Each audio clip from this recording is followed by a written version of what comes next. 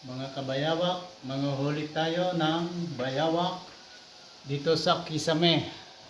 Ito po yung Kisame. Nandito ang bayawak dyan. Kisame ito ng bahay ni Yats pa. Yan o, nandyan niya sa loob. Mamaya papasokin natin. Manguhuli tayo gamit itong PVC na ito. PVC na distress. Distress na. Gawa ng malaki na ata yung bayawak dyan. Ito PVC. Tapos gumawa ako nito. Gagawin kong trapdoor para hindi makalabas yung bayawak. Gamit ito ang trapdoor. Kakabit ko na siya. Kabit natin itong trapdoor. Ginawa ko na yan kanina. Yan o. Pagpasok dito, hop, hindi na makakalabas. Si bayawak. Malaki na yun. Hindi niya kasya dyan. Pasok natin ang ayos. Parang yan. Yan o. Yan o. Yan yung trapdoor. Yung ginawa ko trapdoor. Malaki na yun. Hindi na makakalabas dyan. Tapos ito po ang gagawin nating pain. Ito. Hiningi ko ito kanina sa mag-iisda. Ito ay bituka ng isda at saka hasang. Ito mabaho na to. Ipapasok natin to sa loob ng PVC.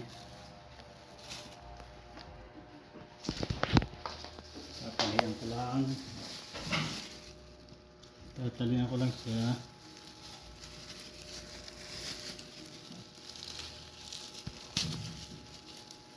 Ito.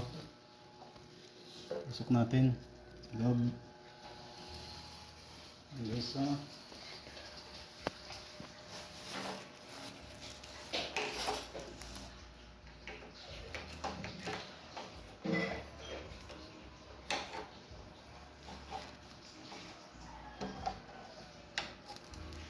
Yun ang nasa gitna na. Pag nasa gitna na, talian natin baba. Tatali natin sa baba para hindi mahila. Tulong muna natin ito.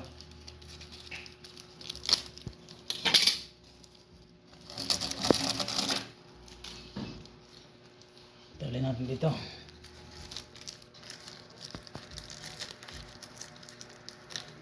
Yun o. Nandun na sa ilalim. Nasa loob na yung pain. Pag nangamoy yan, pupasukin niya ng buhaya. Ng bayawak pala. Iakit natin. Iakit natin sa kisame.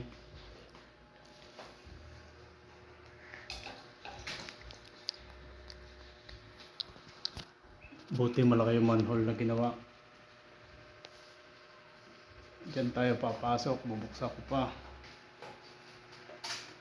Kaya tayo sa hagdanan. Hagdan o. Ito yung hagdan. Pakyat sa manhole.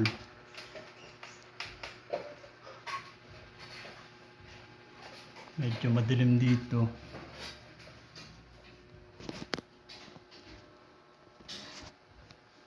Pakyat ko lang ang manhole.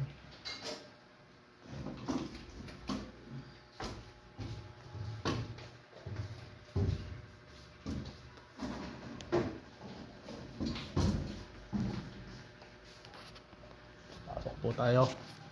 Medyo madilim. Pawang. Ito yung loob po. Ang dilim mo. Ito natin siya painan. Itong bayawang na to. Nakakagulat yun. Pagka nagdadagasaan. Ang dilim mo. Dito natin nilalagay.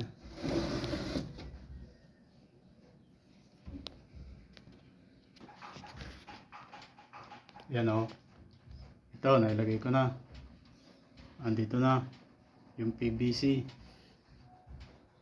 Pagpasok dyan ng bayawak, Huli yan. Pero wala dito, yun o.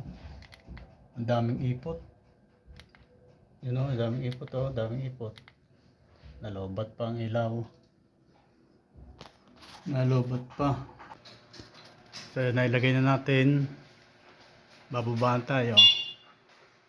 At bisitahin natin sa isang araw. So, yun lang.